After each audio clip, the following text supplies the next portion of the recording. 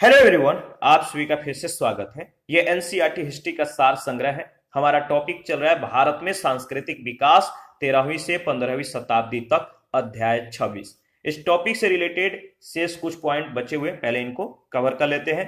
तो स्टार्ट करते हैं। सबसे पहले भक्ति आंदोलन के बारे में डिस्कस करेंगे। देखिए, दक्षिण भारत में भक्ति आंदोलन दो वर्गों में विभाजित था। विष्णु भक्त, इनको अलवार संत कहा जाता था। दूसरा शिव भक्त, इनको नयनार संत कहा जाता था। अलवार संत कौन कौन से थे? तो अलवार संत में नाम आता है नमालवार का, मधुर कवि का, अंडाल और कुलशेखर का। अंडाल एक महिला थी, याद रखिएगा। नयनार संत कौन कौन थे? तो निरुना बुकशु, इन्हें अपर कहा जाता था। तिरुज्ञान समंदर, सुंदर मूर्ति और मणिक वाचकर। तो अलवार संत कौन थे, नयनार संत कौन थे, आपको ध्यान में रखना है। भक्ति का वास्तविक विकास 7वीं और 12वीं सदियों के मध्य दक्षिण भारत में हुआ। शैव नयनारों और वैष्णव अलवारों ने बौद्ध और जैन धर्म की तपश्चर्या के शिक्षा को अस्वीकार करके मोक्ष के मार्ग के रूप में ईश्वर के प्रति व्यक्तिगत भक्ति का उपदेश दिया। यानी बौद्ध धर्म और जैन धर्म के लोग मोक्ष प्राप्ति के लिए तपस्या को सर्वश्रेष्ठ मानते थे। वही शैव नयनारों और वैष्णव अलवारों ने तपश्चर्या को अस्वीकार करके मोक्ष प्राप्ति के लिए ईश्वर के प्रति भक्ति का उपदेश दिया। ईश्वर के प्रति भक्ति को मोक्ष की प्राप्ति का मार्ग बताया। उन्होंने जाति प्रथा को अस्वीकार कर दिया तथा स्थानीय भाषाओं का उपयोग करके ईश्वर के प्रति व्यक्तिगत प्रेम और भक्ति का संदेश दक्षिण भारत के विभिन्न भागों में फैलाया। भक्ति संतों के द्वारा अपने संदेश के संप्रेषण के लिए स्थानीय भाषाओं का प्रयोग दक्षिण भारत में भक्ति के त्वरित प्रचार प्रसार में सहायक हुआ। अलवार और नयनार के बारे में डिस्कस कर लेते हैं। अलवार का अर्थ ज्ञानी व्यक्ति होता है। अलवार का मतलब क्या था? ज्ञानी व्यक्ति। अलवार संत एकेश्वरवादी थे। वे लोगों के हृदय पर आध्यात्मिक शासन करते थे। अलवार संतों का मानना था कि विष्णु की भक्ति और पूजा से ही मोक्ष की प्राप्ति हो सकती है। ठीक है, याद रखिएगा। यहाँ पे भारत में भक्ति आंदोलन किस तरह से फैला और इनके बारे में डिस्कस करेंगे। यानी कौन से संत किस राज्य से संबंधित है, ये सभी यहाँ पे हम लोग डिस्कस करेंगे। तो देखिए, महाराष्ट्र के भक्ति संतों का जो कालानुसार क्रम है, पहला नाम नामदेव का आता है 1270 से 1350 ईस्वी। इसके बाद ज्ञानदेव 1271 से 1296 ईस्वी। इसके बाद एकनाथ 1533 से 1599। इसके बाद तुकाराम 1598 से 1650 ईस्वी। इसके बाद रामदास 1608 से 1681 ईस्वी। यहां पे भी आपको ध्यान में रखना है कि उत्तर भारत में भक्ति आंदोलन की जो त्रिमूर्ति थे, कौन कौन थे? त्रिमूर्ति किनको कहा जाता था? तो गुरु नानक, कबीर और रैदास को। गुरु नानक, इनका संबंध पंजाब से था। ठीक है, याद रखिएगा। और देखिए, यहां पे आप देख सकते हैं राजस्थान में सुंदरदास थे, दादू दयाल थे। और उत्तर प्रदेश में सूरदास थे। ठीक है, कबीर थे, रैदास थे, वल्लभाचार्य, तुलसीदास थे। और आपका इधर आप देख सकते हैं असम में शंकरदेव थे। यहां पे चैतन्य देव थे। ठीक है, पश्चिम बंगाल। और इधर आप देख सकते हैं गुजरात में मीराबाई। ठीक है, इसके बाद नरसिंह मेहता। और महाराष्ट्र में एकनाथ, गणेश्वर, तुकाराम, ज्ञानदेव, नामदेव और आपका रामदास। ठीक है, याद रखिएगा। और आंध्र प्रदेश में वसवना, रामानुजाचार्य और पुरंदरदास थे। कर्नाटक में माधवाचार्य। ठीक है, और तमिलनाडु में निम्बाकाचार्य। ठीक है, केरल में मणिकवाचकर, शंकराचार्य और नमालवार। याद रखना है, इंपॉर्टेंट है। देखिए, अगर बात करें तो प्रमुख मत और उनके प्रवर्तक, यहां से भी प्रश्न कई बार पूछे गए हैं। तो शंकराचार्य के जो मत थे वो क्या था? अद्वैतवाद। रामानुजाचार्य का जो मत था वो था विशिष्टाद्वैतवाद। निम्बार्काचार्य का मत द्वैताद्वैतवाद कहलाता था। वल्लभाचार्य का मत शुद्धाद्वैतवाद कहलाता था। माधवाचार्य का द्वैतवाद, भास्कराचार्य का भेदाभेदवाद, श्रीकंठ का शैव विशिष्टाद्वैत, बलदेव का अचिंत्य भेदाभेदवाद, श्रीपति का वीर शैव विशिष्टाद्वैत और विज्ञान भिक्षु का अविभाज्य द्वैत। ठीक है, तो मत याद रखिएगा। संत व उनके जो संप्रदाय थे, इसके बारे में डिस्कस कर लेते हैं। यहां से भी प्रश्न बहुत बार पूछे गए हैं। तो रामानुजाचार्य जो थे, इनका जो संप्रदाय था श्री संप्रदाय था। माधवाचार्य का ब्रह्म संप्रदाय, वल्लभाचार्य का रुद्र संप्रदाय, संत लालदास का लाल पंथ, गोविंद प्रभु का महानुभाव पंथ, एकनाथ तुकाराम व ज्ञानदेव का वरकरी संप्रदाय, ठीक है। इसके बाद रामदास बोध का धरकरी संप्रदाय, इसके बाद माधवाचार्य का हरियाली संप्रदाय, शंकरदेव का महापुरुषीय संप्रदाय, निम्बार्क का सनक संप्रदाय, स्वामी हरिदास का सुखी संप्रदाय, जगजीवन साहब का सतनामी संप्रदाय, चंडीदास का बाउल संप्रदाय और पुरंदर दास का दासकूट संप्रदाय। आगे बढ़ते हैं। नित्यानंद गोस्वामी का जो संप्रदाय था इसको चैतन्य पंथ कहा जाता था। गुरु नानक का सिख संप्रदाय, दादू दयाल का दादू पंथ व निष्पक्ष संप्रदाय, हित हरिवंश का राधा वल्लभ संप्रदाय, रामानंद का रामवत संप्रदाय, श्रीचंद्र यानी श्रीचंद्र कौन थे? गुरु नानक के पुत्र थे। इनका संप्रदाय जो था वो था उदासी संप्रदाय। जयनाथ का बिश्नोई संप्रदाय और निरंजन का याद रखिएगा कनिरंजनी संप्रदाय। देखिए 12 जो अलवार संत थे, नाम याद रखना है। पहला नाम आता है तिरुमंगई का। अंडाल जो थी अलवारों में मात्र एक महिला थी, ठीक है। इसके बाद पेरियालवार, तिरुमलिराई अलवार, पोएगई, भूतार, नमालवार, कुलशेखर, पेलवार और टोंडर दी पोड़ी, तिरुपान और मधुर कवि। शिव भक्त को नयनार कहा जाता था। शिव भक्त को क्या कहा जाता था? नयनार। इनकी संख्या 63 बताई गई है। कितना? 63। जिनमें याद रखिए तिरुनावकारसु, तिरु ज्ञान समंदर, सुंदर मूर्ति और मणिकवाचकर प्रमुख थे। शैव संप्रदाय के अंतर्गत प्रणीत भक्ति गीत तिरुपांडुवम यानी तिरुमुडय कहे जाते हैं और इनकी संख्या 11 है। इन गीतों को व्यवस्थित करने का श्रेय याद रखिएगा नबियंडार नाम्बी को प्राप्त है। ये चोल शासक राजराज प्रथम और राजेंद्र प्रथम के समकालीन थे। देश में विचारों की वाहक अभी भी जो है संस्कृत भाषा ही थी। भक्ति के विचारों को उत्तर ले जाने का जो काम है विद्वानों और संतों दोनों ने किया। यानी जो भक्ति के विचार थे उत्तरी क्षेत्र में ले जाने का काम किसने किया? विद्वान और संत दोनों लोगों ने। इनमें महाराष्ट्रीय संत नामदेव के नाम जो है उल्लेख जो है कह सकते हैं कि जो संत नामदेव थे इनमें महाराष्ट्रीय संत नामदेव का नाम का उल्लेख किया जा सकता है, जिनकी जीवन काल 14वीं सदी के पूर्वार्ध था। नामदेव दर्जी थे जो संत बनने से पहले लुटेरे का जीवन व्यतीत करते थे। इनका संबंध वरकरी संप्रदाय से था। संत ज्ञानेश्वर इनके गुरु थे। भक्ति आंदोलन के संतों में नामदेव इस्लाम से जो अत्यधिक प्रभावित थे। इसके बाद शंकराचार्य का समय आता है 788 से 820 ईस्वी। ठीक है, शंकराचार्य का जन्म स्थल 788 ईस्वी केरल के अलवर नदी के तटवर्ती ग्राम कलादी में हुआ। मृत्यु 820 ईस्वी को बद्रीनाथ में। शंकराचार्य के पिता का नाम शिव गुरु था, माता सुभद्रा यानी आर्यम्बा। प्रथम गुरु गोविंद योगी थे, जो प्रथम गुरु थे शंकराचार्य के गोविंद योगी थे। उपाधि इनको परमहंस का दिया गया था। इनके जीवनी काल आनंद गिरी थे। दार्शनिक मत अद्वैतवाद। दार्शनिक मत क्या था? अद्वैतवाद। दक्षिण भारत के धार्मिक जीवन के लिए 9 ब्राह्मण धर्म की स्थापना की थी, जिसके विकास में शंकराचार्य का महत्वपूर्ण योगदान था। 9 ब्राह्मण धर्म के विकास ने जैन और बौद्ध धर्म के प्रभाव को कम किया तथा शैव और वैष्णव धर्म को अधिक जो है शक्तिशाली बनाया, जिसके परिणाम स्वरूप समाज में एक बार पुनः ब्राह्मणों का वर्चस्व स्थापित होने लगा तथा बड़ी संख्या में मंदिरों और मूर्तियों का निर्माण होने लगा। आगे बढ़ते हैं। इसके बाद देखिए, अगर बात करें तो देखिए बौद्ध और जैन धर्म का सामना करने के लिए बौद्ध संघ की तरह ही सन्यासियों के लिए तपस्वी वर्ग का पुनर्गठन किया। किसका? तपस्वी वर्ग का। हिंदू धर्म को सुव्यवस्थित करने के लिए शंकराचार्य ने स्मृति संप्रदाय की स्थापना की, जिसमें पंचदेवोपासना का विधान है। किसका? पंचदेवोपासना का। आदि शंकराचार्य के द्वारा स्थापित 4 मठ। यहां से भी प्रश्न कई बार पूछे गए हैं, आपको ध्यान में रखना है। तो आदि शंकराचार्य के द्वारा जो स्थापित 4 मठ है, स्थल, राज और पीठ का नाम ध्यान में रखना है। जैसे देखिए श्रृंगेरी पीठ। श्रृंगेरी पीठ ये जो था कर्नाटक में है, कर्नाटक के मैसूर में। और इनका जो संबंध है शिव से है। गोवर्धन पीठ, इसका जो संबंध है बलभद्र व सुभद्रा से है और ये उड़ीसा के पुरी में है।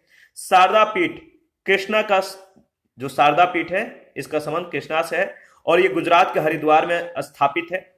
ज्योतिष पीठ, इसका संबंध विष्णु से है और ये उत्तराखंड के बद्रीनाथ में स्थापित है। तो श्रृंगेरी पीठ कर्नाटक में, गोवर्धन पीठ उड़ीसा में, शारदा पीठ गुजरात में, ज्योतिषी पीठ उत्तराखंड में। इस तरह से मिलान के लिए भी आ सकता है। या श्रृंगेरी पीठ स्थल बताइए तो मैसूर, गोवर्धन पीठ पुरी में, शारदा पीठ द्वारिका में, ज्योतिष पीठ बद्रीनाथ में। इस तरह से भी मिलान के लिए आ सकता है। तो स्थल या राज्य का नाम रहेगा और पीठ का नाम रहेगा। शंकराचार्य ने तमिलनाडु राज्य में स्थित कांचीपुरम यानी पलार नदी में 5वें मठ की स्थापना की थी। तो 5वें मठ की स्थापना किसने की थी, कहां पर की थी? तो कांचीपुरम में शंकराचार्य ने। कहां पर? तो तमिलनाडु राज्य में। इसके बाद दार्शनिक मत के बारे में डिस्कस कर लेते हैं। शंकराचार्य ज्ञान मार्गी थे। शंकराचार्य क्या थे? ज्ञान मार्गी थे। जगत को मिथ्या तथा ब्रह्म यानी ईश्वर को सत्य मानते थे। ब्रह्म प्राप्ति के लिए उन्होंने ज्ञान मार्ग पर जो है बल दिया। उनका दर्शन अद्वैतवाद के नाम से प्रसिद्ध है। प्रमुख रचनाएं ब्रह्म सूत्र भाष, गीता भाष, उपदेश साहसी, प्रपनव सारतंत्र और मरीसापश प्रमुख है। तो इनकी जो प्रमुख रचनाएं हैं ब्रह्म सूत्र भाष, गीता भाष, उपदेश साहसी और प्रपनव सारतंत्र और मरीसापच प्रमुख है। शंकराचार्य शैव और बौद्ध दर्शन से भी प्रभावित थे। बौद्ध धर्म के महायान शाखा से प्रभावित होने के कारण उन्हें प्रच्छन्न बौद्ध भी कहा गया है। इसके बाद है रामानुजाचार्य। इनका समय है 1017 से 1137 ईस्वी। रामानुजाचार्य दक्षिण भारत में भक्ति आंदोलन का प्रारंभ जो है इन्होंने किया था, रामानुजाचार्य ने किया था। दक्षिण भारत में भक्ति आंदोलन का प्रारंभ रामानुज ने किया। रामानुज को दक्षिण में विष्णु का अवतार माना जाता है। रामानुज सगुण ईश्वर में विश्वास करते थे तथा भक्ति मार्ग को मोक्ष का साधन मानते थे, यानी मोक्ष प्राप्ति के लिए भक्ति करना जरूरी था। इन्होंने विशिष्टाद्वैत दर्शन का प्रतिपादन किया तथा वैष्णव धर्म को एक दार्शनिक आधार प्रदान किया। रामानुज के अनुगामी रामानंद का जन्म प्रयाग में हुआ था तथा उन्होंने प्रयाग के अतिरिक्त काशी में भी वास किया था। काशी में भी ये रह चुके थे। उन्होंने विष्णु के स्थान पर राम की उपासना का प्रवर्तन किया।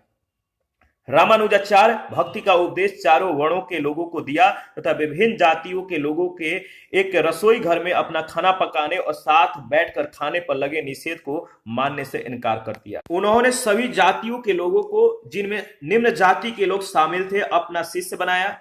उनके शिष्यों में रविदास, कबीर, सेना और सघन शामिल थे। रविदास चमार जाति के थे, कबीर जुलाहा थे, सेना नाई और सघन कसाई थे। आगे बढ़ते हैं। इसके बाद देखिए रामानंद के बारे में डिस्कस कर लेते हैं। इनका समय 14 से 15वीं शताब्दी। रामानंद का जन्म प्रयाग में हुआ था। यह रामानुज के शिष्य थे। यह उत्तरी भारत के पहले महान भक्ति संत थे। रामानंद दक्षिण और उत्तर भारत के भक्ति आंदोलन को दक्षिण भारत से उत्तर भारत में लाए। प्रथम वैष्णव धर्म गुरु जिन्होंने अपने उपदेश संस्कृत के स्थान पर हिंदी में दिए, साथ ही भक्तिवादी आंदोलन को लोकवादी रूप दिया। ठीक है। रामानंद ने चारों वर्णों को भक्ति का उपदेश दिया। उन्होंने सिद्धांत के आधार पर जाति प्रथा का कोई विरोध नहीं किया, किंतु उनका व्यवहारिक जीवन जाति की समानता में विश्वास करने का था। उनका जो व्यवहारिक जीवन था वो जाति की समानता में विश्वास करने का था। रामानंद के 12 जो प्रमुख शिष्य हैं, नाम याद रखिएगा, इंपॉर्टेंट है, पूछा जाएगा कि जो रामानंद के शिष्य थे इनमें से कौन कौन थे। तो पहला नाम आता है कबीर, ये जुलाहा परिवार से थे। धना ये जाट थे। रैदास ये चमार जाति के थे। सेना ये नाई थे। पीपा ये राजपूत थे। सघना ये कसाई थे। नरहरि, अनंतनंद, भनंतनंद, भवानंद, सुरसर, पद्मावती एवं सुरसीर। देखिए कबीर के बारे में डिस्कस कर लेते हैं। कबीर का जो समय है 1398 से 1510 ईस्वी। कबीर का जीवन काल सामान्यतः 15वीं सदी माना जाता है। कबीर ने ईश्वर के एकत्व पर बल दिया, यानी ईश्वर एक है इस पर बल दिया और उसे अनेक नामों से संबोधित किया, जैसे राम, हरि, गोविंद, अल्लाह, साईं, साहिब आदि। कबीर ने मूर्ति पूजा, तीर्थ, व्रत, गंगा स्नान, नमाज और अजान सब पर तीव्र प्रहार किया। संत जीवन जीने के लिए वह गृहस्थ जीवन के त्याग को जरूरी नहीं मानते थे। वे सच्चे ज्ञान के लिए न तो संन्यास को जरूरी मानते थे और न किताबी ज्ञान को। कबीर ने जाति प्रथा की, विशेष रूप से अस्पृश्यता की तीव्र आलोचना की और मनुष्य की बुनियादी एकता पर बल दिया। मानव जाति के बीच धर्म या जाति, नस्ल या परिवार अथवा संपत्ति के आधार पर किए जाने वाले सभी भेदभाव का इन्होंने प्रबल विरोध किया। कबीर सिकंदर लोदी के समकालीन थे, याद रखिएगा, यहां से प्रश्न कई बार पूछे गए हैं। तो सिकंदर के समकालीन कौन थे? तो कबीर, सिकंदर लोदी के समकालीन कबीर थे। इन्होंने सूफी संत शेख तकी से दीक्षा ली। इनकी रचनाएं आदि ग्रंथ साहिब में जो है संकलित है। देखिए, कबीरदास की जो प्रमुख रचनाएं हैं, याद रखिएगा, यहां से भी प्रश्न पूछे जाएंगे। तो जो कबीरदास की प्रमुख रचनाएं हैं, साखी है, सबद है, साखिया रमैनी है, मंगल है, होली है, बसंत है और एक ताल है। इसके बाद रैदास यानी रविदास के बारे में डिस्कस कर लेते हैं। रैदास जो है ये कबीर के समकालीन और रामानंद के शिष्य थे। कबीर ने इन्हें जो है संतों का संत कहा है। रैदास को संतों का संत कहा जाता है और उनका कहना था कि सभी में हरि है और सभी हरि में है। सभी में हरि है और सभी हरि में है। इनके अनुयायियों के द्वारा रैदासी संप्रदाय की स्थापना की गई थी। किसकी? रैदासी संप्रदायों की। इसके बाद दादू दयाल के बारे में डिस्कस कर लेते हैं। इनका समय 1544 से 1603 ईस्वी। दादू जो थे ये कबीर पंथी थे। कबीर के भांति दादू ने भी निर्गुण भक्ति को अपना मार्ग बनाया। कबीर के सिद्धांतों से प्रभावित होकर दादू ने अपने दोहों और कविताओं के माध्यम से अल्लाह, राम और गोविंद को अपना गुरु माना था। अकबर के दरबार के प्रमुख सामंत राजा भगवान दास दादू के शिष्य थे। दादू के द्वारा चलाया गया संप्रदाय दादू पंथी कहलाता है। क्या कहलाया? दादू पंथी। दादू की शिक्षा विनयशील बनो और अहम से मुक्त रहो थी। इनकी शिक्षा क्या थी दादू की?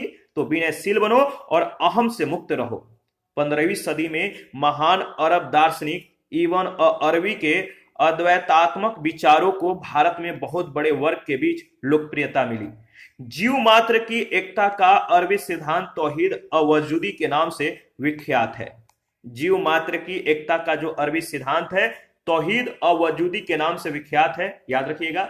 भारतीय सूफियों ने संस्कृत और हिंदी में अधिक रुचि लेना जो है शुरू किया और उनमें से कुछ ने, जैसे मलिक मोहम्मद जायसी ने, अपनी कृति की रचना हिंदी की अवधी भाषा में की। हिंदू देखिए, जो हिंदी थी, हिंदी जो था ये भजनों का प्रयोग, हिंदी भजनों का प्रयोग उनमें इतना लोकप्रिय हो गया था कि अब्दुल वाहिद बिलग्रामी नामक एक प्रसिद्ध सूफी विचारक ने हकीक और हिंदी शीर्ष से जो है एक पुस्तक को लिख डाली। इसके बाद गुरु नानक के बारे में डिस्कस करेंगे। इनका समय 1469 से 1539 ईस्वी। गुरु नानक का जन्म 15 अप्रैल 1469 ईस्वी में रावी नदी के तट पर तलवंडी नामक गांव में एक खत्री परिवार में हुआ था। तलवंडी जो है अब ननकाना कहा जाता है, तो याद रखिएगा। रज्व क्या है? रज्व, ठीक है, रज्व दादू दयाल के शिष्य थे। इनकी रचनाएं रज्व बानी में संग्रहित है।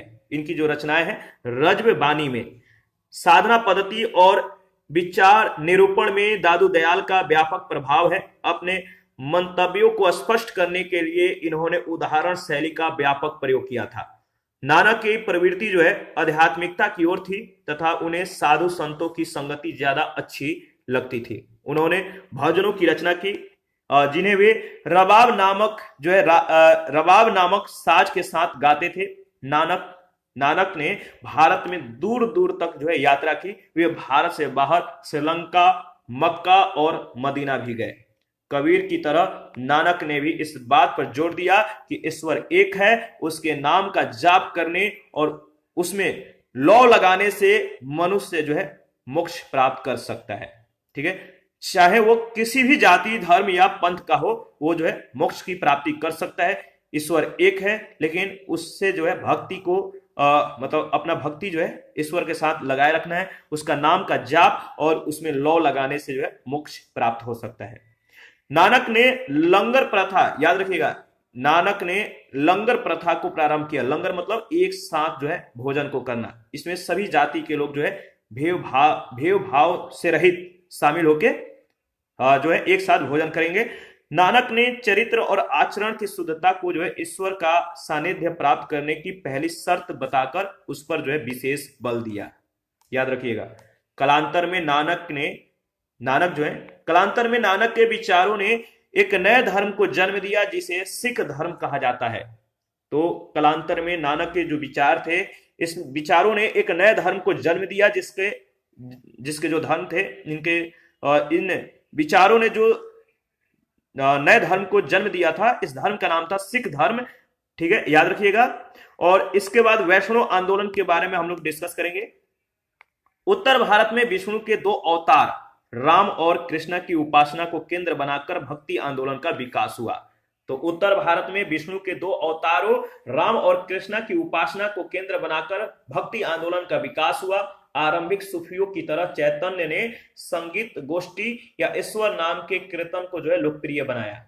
गुजरात में नरसिंह मेहता, राजस्थान में मीरा, पश्चिमी उत्तर प्रदेश में सूरदास, बंगाल और उड़ीसा में चैतन्य के काव्यों के गीतात्मक माधुर्य एवं प्रेमातिरेक ने सभी सीमाओं को तोड़ डाला। तो जो गुजरात में नरसिंह मेहता थे, राजस्थान में मीरा, पश्चिमी उत्तर प्रदेश में सूरदास और बंगाल उड़ीसा में चैतन्य के काव्यों और इन काव्यों के गीतात्मक माधुर्य यानी मधुर और प्रेमातिरेक के जो प्रेम से मतलब कि विभूषित सभी सीमाओं को इसने तोड़ डाला। ठीक है, इसके बाद चैतन्य के बारे में डिस्कस कर लेते हैं। इनका समय 1486 से 1533 ईस्वी। चैतन्य का जन्म नदिया जिले पश्चिम बंगाल में हुआ था तथा उनकी आरंभिक शिक्षा भी वहीं संपन्न हुई थी। वे ईश्वर उन्माद से ग्रस्त भक्त के रूप में निरंतर कृष्णा नाम के कीर्तन में लीन रहते थे। भारत के पूर्वी भाग में उनका बहुत प्रभाव पड़ा और बड़ी संख्या में लोग उनके अनुयायी बन गए। इनमें कुछ मुस्लिम और तथाकथित नीची जातियों के हिंदू भी शामिल थे। उड़ीसा के राजा प्रताप रुद्र और राजमुंद्री के प्रांतपति रामानंद को उन्होंने अपना शिष्य बनाया, जिसके कारण चैतन्य का प्रभाव पूरे उड़ीसा में फैल गया। चैतन्य प्रभु ने गोसाई संघ की स्थापना की थी। उनके दार्शनिक सिद्धांत को अचित्य, याद रखिए, अचित्य भेदाभेद के नाम से जाना जाता है। इन्होंने कीर्तन के द्वारा भक्ति की नींव रखी। 16वीं शताब्दी के उत्तरार्ध में कविराज कृष्णदास के द्वारा लिखित ग्रंथ चैतन्य चरित में उनके जीवन चरित्र का वर्णन है। इसके समय बंगाल का शासक अलाउद्दीन हुसैन शाह था। इन्होंने बंगाल में वैष्णव धर्म की स्थापना की थी। इसके बाद निम्बार्काचार्य, इनका जो समय 12वीं शताब्दी, वे सगुण भक्ति के समर्थक थे।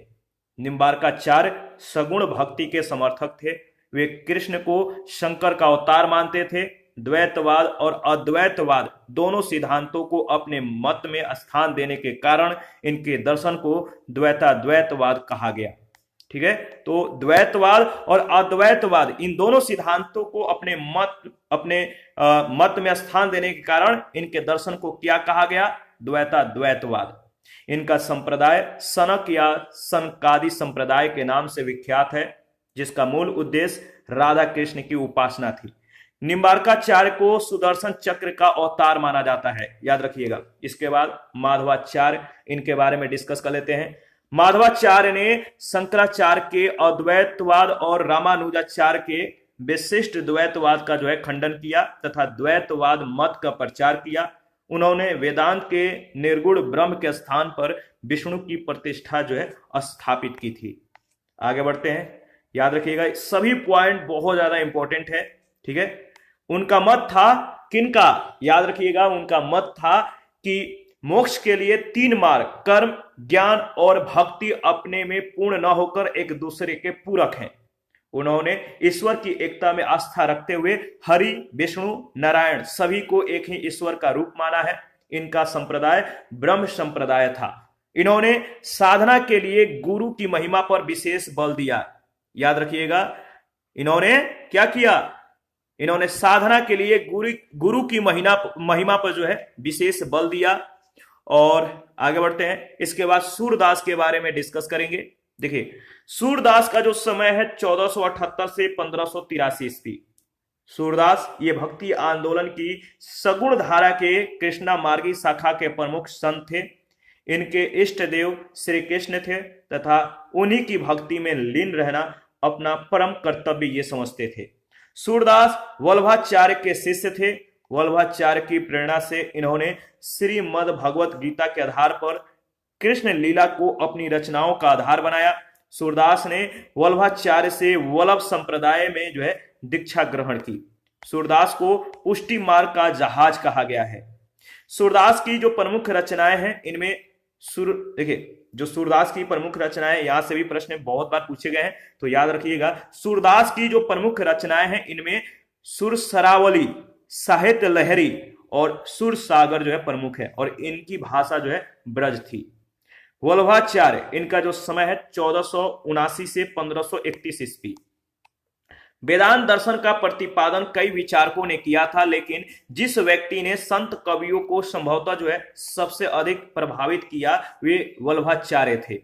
वल्लभ तेलंगाना के ब्राह्मण परिवार से थे तथा उनका जीवन काल 15वीं सदी का अंतिम और 16वीं सदी का प्रारंभिक भाग माना जाता है।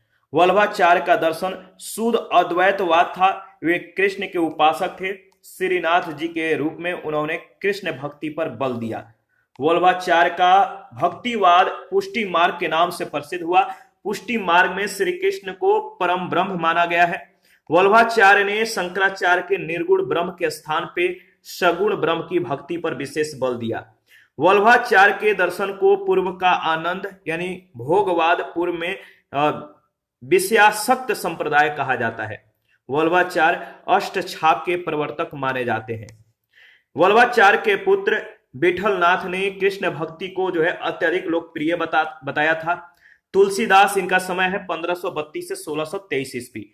तुलसीदास को शैव और वैष्णव धर्मों के बीच एकता स्थापित करने का श्रेय दिया जाता है। तुलसीदास ने अकबर के समय में 1575 ईस्वी में रामचरितमानस की जो है रचना की, जिसमें सर्वोच्च कोटि की धार्मिक भक्ति का विवरण है। इनकी भाषा जो है अवधी है। ठीक है, आगे बढ़ते हैं। तुलसीदास की जो प्रमुख रचनाएं हैं इसको याद रखिएगा। तुलसीदास की जो प्रमुख रचनाएं हैं बताइए कौन कौन सी हैं। तो रामलल्ला, नहशु, वैराग्य संदीपनी, वरवै रामायण, पार्वती मंगल, जानकी मंगल, रामाज्ञा प्रश्न, दोहावली, कवितावली, गीतावली, श्री कृष्ण गीतावली और विनय पत्रिका आदि, ये तुलसीदास की प्रमुख रचनाएं हैं। इसके बाद मीराबाई के बारे में डिस्कस कर लेते हैं। इनका समय है 1498 से 1546 ईस्वी। देखिए, मीराबाई मेड़ता के राजा की पुत्री और मेवाड़ के राणा सांगा के बड़े पुत्र भोजराज की पत्नी थी। किसकी? तो मीराबाई जो थी मेड़ता के राजा की पुत्री और मेवाड़ के राणा सांगा के बड़े पुत्र भोजराज की पत्नी थी। मीरा का यह मानना था कि परमात्मा से मिलने की एकमात्र साधना भक्ति है। परमात्मा ज्ञान अथवा योग से नहीं मिलते, बल्कि प्रेम भक्ति के द्वारा परमात्मा से जो है मिलना संभव है। मीराबाई ने कृष्ण के भक्ति में अनेक पद और गीतों की रचना राजस्थानी और ब्रज भाषा में की। मीराबाई के भक्ति गीत को पदावली कहा जाता है। मीरा ने अपने काव्य में कृष्णा को जो है प्रेमी और सच्चर और पति मानकर चित्रित किया है। इसके बाद शंकर देव के बारे में डिस्कस कर लेते हैं। इनका समय 1499 से 1569 ईस्वी।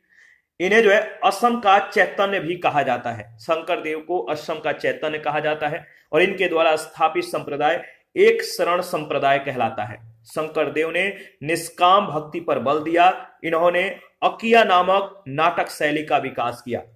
नरसिंह मेहता, इनका समय है 15वीं सदी।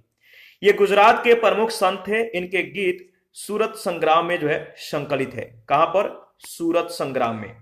वैष्णव जन, देखिए यहां से भी प्रश्न बहुत बार पूछा गया है। वैष्णव जन तो तेने कहिए पीर प्राई जान रे, इनका प्रसिद्ध भजन है।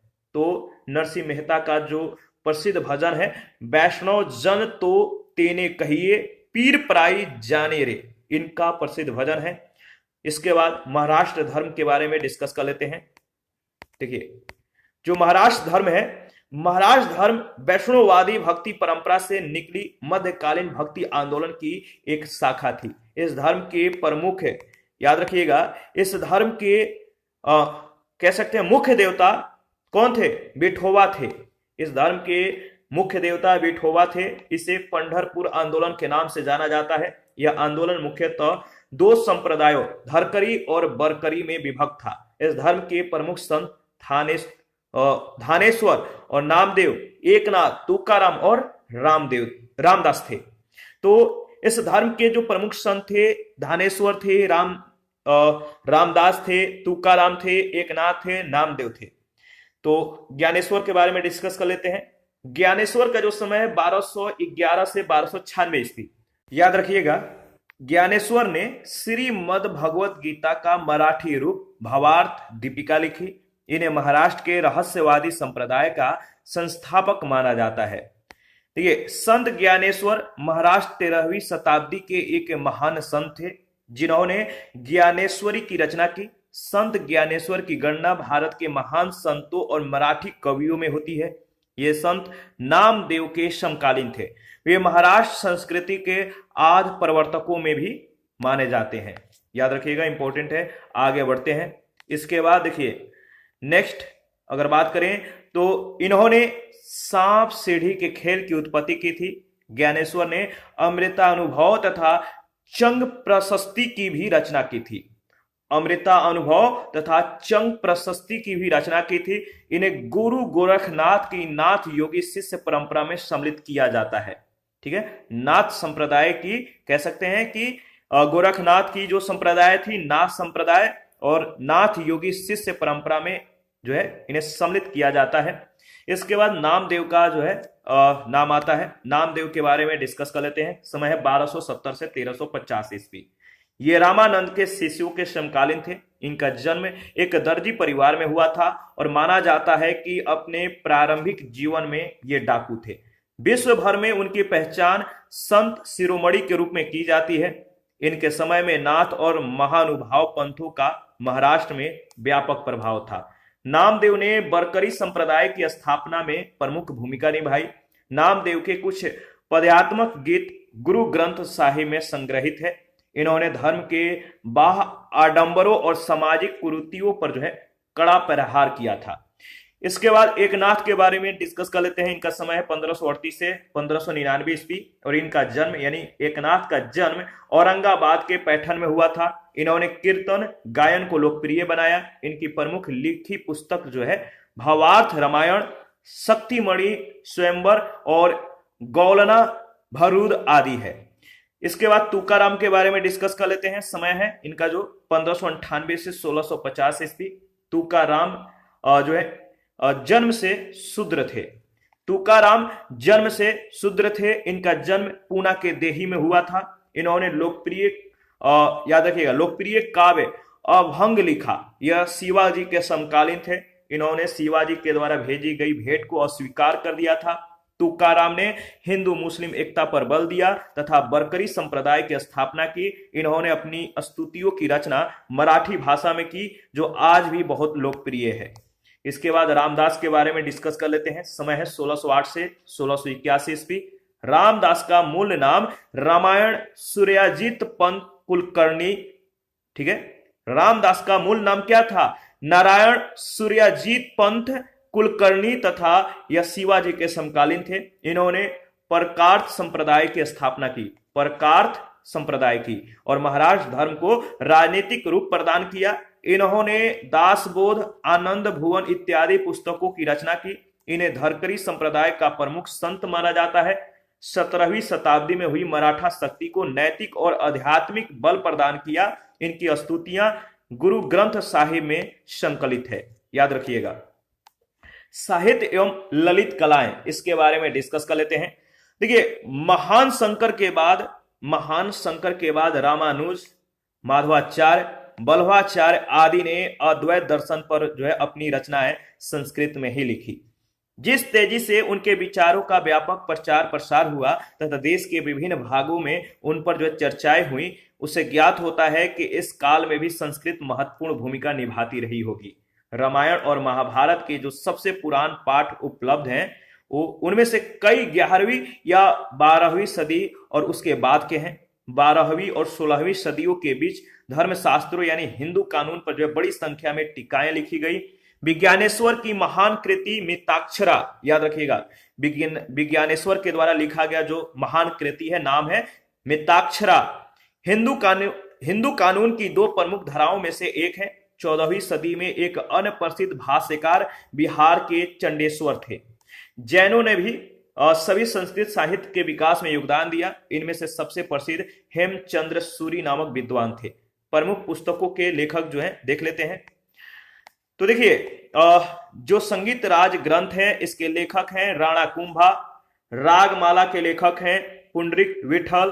ताजुल मासीर के लेखक हैं हसन निजामी। तारीख ए दिली के लेखक हैं खुसरो। तारीख ए मुहम्मदी के लेखक हैं मोहम्मद विहमद खान। तारीख अ हिंद के लेखक हैं अल बरूनी। तारीख अ मुबारक शाही के लेखक हैं याहिया बिन अहमद सरहिंदी। फतवा ये जहांदारी के लेखक हैं जियाउद्दीन बर्नी। खजाइन उल फतू के लेखक हैं अमीर खुसरो। तारीख ए फिरोजशाही के लेखक हैं शम्स अ सिराज अफीफ। तुगलकनामा के लेखक हैं अमीर खुसरो। फुतुहात अ फिरोज शाही के लेखक हैं फिरोज शाह। तारीख ए यामिनी के लेखक हैं उतवी। तबकात ए नासरी के लेखक हैं मिनहाज उस सिराज। और रेहला के लेखक हैं इब्न बतूता। याद रखिएगा, इंपॉर्टेंट है, यहां से प्रश्न पूछे जाते हैं। आगे बढ़ते हैं। देखिए, इसके बाद अरबी और फारसी साहित्य के बारे में अगर डिस्कस करें तो भारत में अरबी का प्रयोग जो है मुख्य रूप से इस्लाम के सैद्धांतिक और दार्शनिक पक्षों पर लिखने वाले विद्वानों तक सीमित रहा। देखिए, विज्ञान और खगोल शास्त्र की कुछ रचनाओं का अरबी में अनुवाद किया गया। अरबी सार संकलन में सबसे प्रसिद्ध फतवा ए आलमगिरी यानी औरंगजेब के शासनकाल में विधिवेताओं के एक समूह के द्वारा तैयार किया गया कानूनों का सार संकलन है। 10वीं सदी में तुर्कों के भारत आगमन के साथ इस देश में एक नई भाषा यानी फारसी का प्रवेश हुआ। फारसी के कुछ महानतम कवि जैसे फिरदौसी और सादी का जीवन काल 10वीं और 14वीं सदी के मध्य था। तुर्कों ने आरंभ से ही इस देश में साहित्य और प्रशासन की भाषा के रूप में फारसी को जो है अपनाया। लाहौर फारसी भाषा के प्रयोग व प्रसार के प्रथम केंद्र के रूप में उभरा। सबसे उल्लेखनीय फारसी लेखक अमीर खुसरो थे। 1252 ईस्वी में पटियाली यानी पश्चिमी उत्तर प्रदेश का बदायूं जिला जो है ये यहाँ जो है इनका जन्म हुआ। अमीर खुसरो को भारतीय होने पर गर्व था। तो सबसे उल्लेखनीय फारसी जो लेखक थे नाम है अमीर खुसरो। 1242 ईस्वी में पटियाली में जन्मे अमीर खुसरो को भारतीय होने का गर्व था। वह कहता है, कौन? वह कहता है, अमीर खुसरो कहते हैं कि मैंने भारत की प्रशंसा दो कारणों से की है। एक तो यह कि हिंदुस्तान मेरी जन्मभूमि है और हम सब का यह वतन है। वतन से प्यार करना एक अहम फर्ज है। हिंदुस्तान स्वर्ग के समान है। इसकी आबो हवा खुरासान से बेहतर है। यह हरा भरा है और सालों भर फूलों से लदा रहता है। यहाँ के ब्राह्मण अरस्तु जैसे ज्ञानी और विभिन्न क्षेत्रों में अनेक विद्वान हैं। ठीक है, इस तरह से भारत की यह प्रशंसा करता है। खुसरो ने ऐतिहासिक कथाओं सहित कई काव्य कृतियों की रचना की। उसने सभी काव्यात्मक शैलियों में प्रयोग किए और फारसी की एक नई शैली की सृष्टि की, यानी इसकी जो है रचना की, जो सबक ए हिंदी यानी हिंदुस्तान की शैली के नाम से प्रसिद्ध हुई। खुसरो ने भारतीय भाषाओं की जो है जो भारतीय लैंग्वेजेस थी इनकी प्रशंसा की। इनमें हिंदी मुख्य है, जिसमें वो कह सकते हैं जिसे वो हिंदवी कहता है। अमीर खुसरो जो है हिंदी को क्या कहता है? हिंदवी। खुसरो एक कुशल संगीतज्ञ भी था। वह सूफी संत निजामुद्दीन औलिया की धार्मिक संगीत गोष्ठियों यानी सभा में भाग लेता था। इस काल में भारत में काव्य रचना के अतिरिक्त फारसी में इतिहास लेखन की भी जो है एक प्रबल शैली उभरी। जियाउद्दीन बर्नी अफीक और इसामी इस काल के सबसे प्रसिद्ध इतिहासकार थे। फारसी के माध्यम से भारत ने मध्य एशिया तथा ईरान के साथ घनिष्ठ सांस्कृतिक संबंध को स्थापित किए। संस्कृत और फारसी ने राजनीति, धर्म और दर्शन के क्षेत्रों में देश के लिए संपर्क भाषाओं का भी कार्य किया। जिया नक्शवी 1350 ईस्वी। जिया नक्शवी पहला व्यक्ति था जिसने संस्कृत कथाओं का फारसी में जो है अनुवाद किया था। ठीक है, याद रखिएगा। फिरोज तुगलक के शासन काल में, जो फिरोज तुगलक है, इनके शासन काल में लिखी फारसी की रचना तुतीनामा बहुत लोकप्रिय सिद्ध हुई। किसके समय में? शासन काल में। तो फिरोज तुगलक के शासन काल में। नकस्वी के, जो नकस्वी हैं, नकस्वी के काम शास्त्र पर प्राचीन भारतीय रचना कोक शास्त्री का भी फारसी में अनुवाद किया गया था। कश्मीर के सुल्तान जैनुल आबिदीन ने प्रसिद्ध ऐतिहासिक कृति राजत रंगड़ी और महाभारत का अनुवाद संस्कृत से फारसी में करवाया था। और इस टॉपिक से रिलेटेड जो पहला प्रश्न है, निम्नलिखित सूफी संतों में से कौन एक सर्वप्रथम अजमेर में बस गए थे? निम्नलिखित सूफी संतों में से कौन एक सर्वप्रथम अजमेर में बस गए थे? तो शेख मोइनुद्दीन चिश्ती। सेकंड प्रश्न है, निम्नलिखित में से किसे शेख उल हिंद की पदवी प्रदान की गई थी? किसे शेख उल हिंद की पदवी प्रदान की गई थी? तो शेख सलीम चिश्ती को। थर्ड, निम्नलिखित में से किस ग्रंथ को द्रविड़ वेद कहा जाता है? किस ग्रंथ को द्रविड़ वेद कहा जाता है? तो तेवाराम।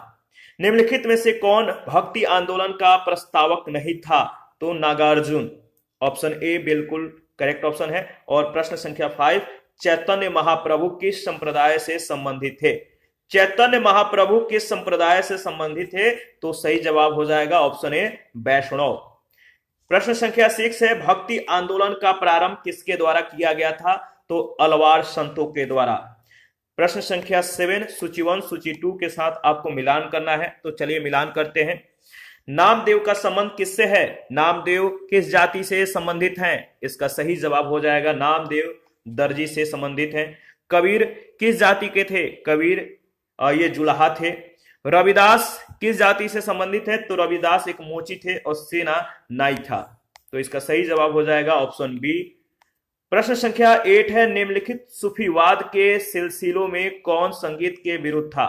वह कौन सा सिलसिला था जो संगीत के विरुद्ध था?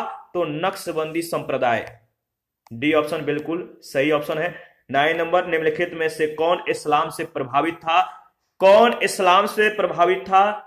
तो नामदेव। और प्रश्न संख्या 10, निम्नलिखित में से कौन वरकरी संप्रदाय का संत था? वरकरी संप्रदाय का कौन संत था? तो नामदेव। इसी के साथ आज का सेशन समाप्त होता है। नेक्स्ट सेशन में मुगल साम्राज्य के बारे में डिस्कस करेंगे। आप अपना प्रतिक्रिया देते रहिए।